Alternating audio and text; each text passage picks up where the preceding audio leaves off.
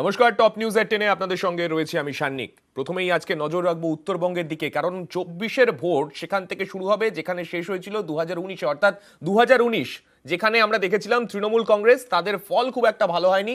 সেই উত্তরবঙ্গে আবারও আলাদাভাবে নজর দিচ্ছে তৃণমূল।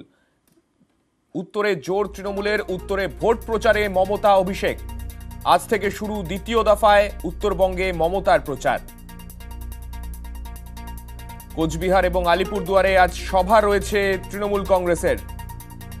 13 এবং 16 এপ্রিল জলপাইগুড়িতে সভা রয়েছে মমতা বন্দ্যোপাধ্যায়। কোচবিহার এবং আলিপুরদুয়ারে 12 এবং 15 এপ্রিল রয়েছে সভা অভিষেক বন্দ্যোপাধ্যায়ের। 12 এপ্রিল ধূপগুড়িতে জনসভা করার কথা রয়েছে। 13 এপ্রিল সিতাইয়ে রোড শো করবেন অভিষেক বন্দ্যোপাধ্যায়।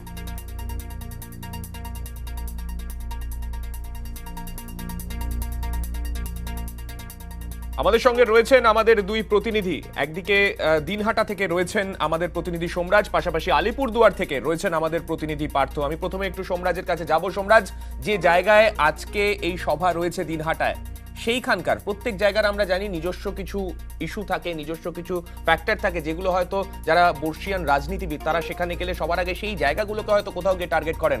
এই জায়গায়, দিনহাটার এই জায়গায় কোন কোন বিষয় আজকে মুখ্য আলোচ্য বিষয় হতে পারে?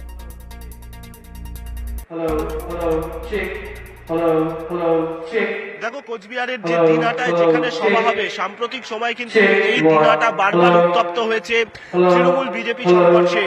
নির্বাচন ঘোষণা হওয়ার পর যেখানে প্রথম সংঘর্ষ ঘটনা ঘটেছিল সেটা হচ্ছে এই দিনহাটা সাব ডিভিশন। ফলত এই দিনহাটায় আজকে মমতা বন্দ্যোপাধ্যায় সভাকে কেন্দ্র করে অবশ্যই মনে করা হচ্ছে বেশ কিছু গুরুত্বপূর্ণ বার্তা মমতা বন্দ্যোপাধ্যায় রাখতে পারেন এই দিনহাটা থেকে। আর আরো পাশাপাশি এই দিনহাটায় থেকেই দিনহাটা সাব ডিভিশনেই কিন্তু বিজেপির যিনি প্রার্থী নিশীথ প্রামাণিক, তার বাড়ি রয়েছে এখানে। আমরা দেখেছিলাম গত সপ্তাহে মমতা বন্দ্যোপাধ্যায় যখন কোচবিহারে নির্বাচনী সভায় এসেছিলেন, তখন কিন্তু বিজেপি প্রার্থীর নাম না করে কড়া আক্রমণ করেছিলেন মমতা বন্দ্যোপাধ্যায়। আর এদিন অন্তত আজকে এই দিনহাটা থেকে মমতা বন্দ্যোপাধ্যায় সেই যে আক্রমণের সুর চড়াবেন আরো, তাতে কোনো সন্দেহ নেই। পাশাপাশি 2019-এর লোকসভা নির্বাচনের ফলাফল আর 2021-এর বিধানসভা নির্বাচনের ফলাফল দেখলে দেখা যায় যে 2019-এর তুলনায় 2021-এ অন্তত তৃণমূল কংগ্রেসের ভোট ব্যাংক অনেকটাই বেড়েছে। আর তাই 2024-এ অর্থাৎ এবারের লোকসভা ভোটকে কোচবিহারকে অন্যতম পাখির চোখ করেছেন মমতা বন্দ্যোপাধ্যায়। কোচবিহারে মোট 3টি সভা করবেন মমতা বন্দ্যোপাধ্যায়, যার মধ্যে একটি সভা তিনি করেছেন প্রথম পর্যায়ে, আজকে দ্বিতীয় সভা এবং তৃতীয় সভা করবেন 15 তারিখ। ফলত সব মিলিয়ে কোচবিহারকে বিশেষভাবে টার্গেট মমতা বন্দ্যোপাধ্যায়। দুপুর 12টা নাগাদ এখানে এসে পৌঁছাবেন এবং তারপর আলিপুরদুয়ারেও সভা করবেন মমতা বন্দ্যোপাধ্যায়। বেশ, আলিপুরদুয়ারেও আজকে সভা রয়েছে মমতা বন্দ্যোপাধ্যায়ের। সেখানে রয়েছেন আমাদের প্রতিনিধি পার্থ। পার্থর কাছে একটু যাব। পার্থ, আলিপুরদুয়ার মানেই সেই চা বাগানের ভোট ব্যাংক হয়তো অনেকটা বেশি গুরুত্বপূর্ণ সেখানে। সেই জায়গায় আজকে মমতা বন্দ্যোপাধ্যায়ের সভা। সেখান থেকে যারা তৃণমূলের কর্মী সমর্থক যারা সেখানে গেছেন, কি কি বার্তা মূলত আজকে তারা শুনতে চান তৃণমূল সুপ্রিমোর মুখ থেকে?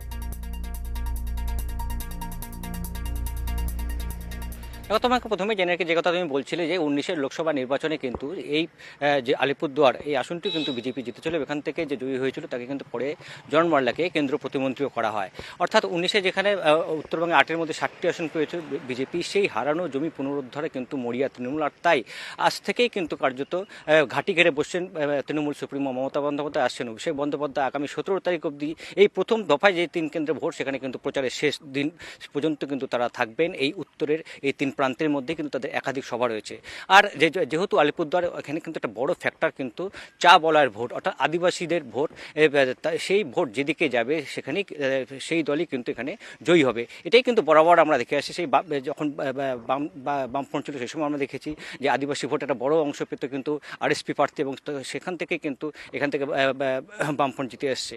এবং গত বিধানসভা এবং তার আগে লোকসভা নির্বাচন দুটোতেই কিন্তু এখানে আদিবাসীদের একটা বড় অংশের ভোট গিয়েছিল পদ্ম শিবিরে, এবং তাই লোকসভা আসনে যেমন জিতেছিল জনবল্লা, বিধানসভাতেও কিন্তু জয়ী হয়েছিল কিন্তু বিজেপি, যদিও পরবর্তীকালে সেই বিজেপি বিধায়ক বা তৃণমূল কংগ্রেসে যোগ দেয়। তাই স্বাভাবিকভাবে এখানে উত্তরবঙ্গের এই চা বলয়ে কিন্তু চা সুন্দরী প্রকল্প কিন্তু চালু করেছেন রাজ্য সরকার, মুখ্যমন্ত্রী মমতা বন্দ্যোপাধ্যায় সূচনা করে যান। স্বাভাবিকভাবে সেখান থেকে বেশ কিছু সুবিধা হয়েছে। পাশাপাশি বেশ কিছু বাগান কিন্তু বন্ধ রয়েছে।